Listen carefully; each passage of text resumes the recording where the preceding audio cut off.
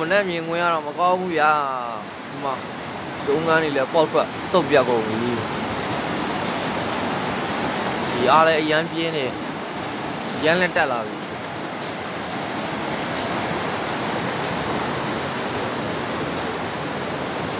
အိုးဒီမှာ